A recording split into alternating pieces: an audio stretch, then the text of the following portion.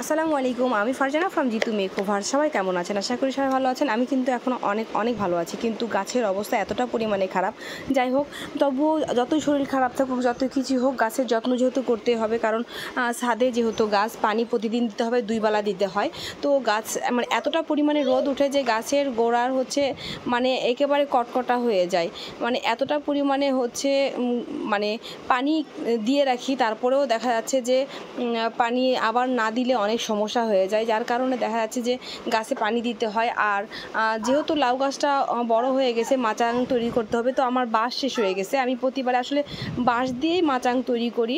তো আমি আমার ওনাদের হাজব্যান্ড এবারে রশির মতন এগুলো ফিতা সিস্টেম কি যেন, তো এগুলো দিয়েছে। তো আমি এভাবে তৈরি করেছি, তবে মাচাংয়ের মতনই হয়েছে। এখন জানি না যে লাউ গাছটা এটার উপরে উঠলে মজবুত থাকবে কি থাকবে না। যাই হোক, তবে আমার একটা কথা সবসময় মনে পড়ে, যখন আমি 9-এ উঠেছিলাম, তখন আমি 4 সাবজেক্টটা আমি গার্হস্থ্য না নিয়ে কৃষি নিয়েছি। তো তখন হেড ম্যাডাম অনেক কষ্ট পেয়েছে, যখন ক্লাসে এসে বলছিল যে কৃষি কে নিয়েছো, গার্হস্থ্য কে নিয়েছো।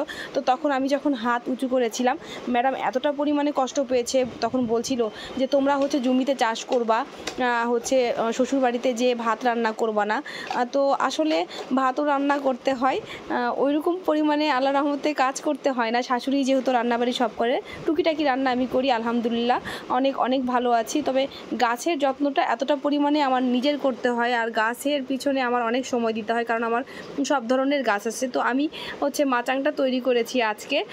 আসলে ম্যাডামকে যদি আমি দেখাইতে পারতাম যে হ্যাঁ ম্যাডাম, আমি জমিতে চাষও করতে পারছি, সংসারও দেখতে পারছি, এবং 2টা বাচ্চা আছে, সেটাও দেখছি, আলহামদুলিল্লাহ। তো আমি অনেক ভালো আছি আসলে।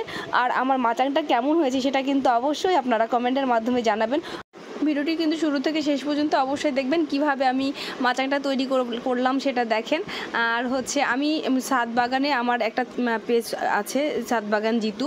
তো আমি আসলে পেজ রানিং নাই, ওটাতে আমি দেখা যাচ্ছে মাঝে মধ্যে ফুল গাছের ছবি ছাড়তাম। তো মনে করলাম যে আমি একটা পেজটা রানিং করব, যেহেতু এই জন্য আমি এই ভিডিওটা মানে পেজের মধ্যেই ছাড়ি সব ভিডিওগুলো।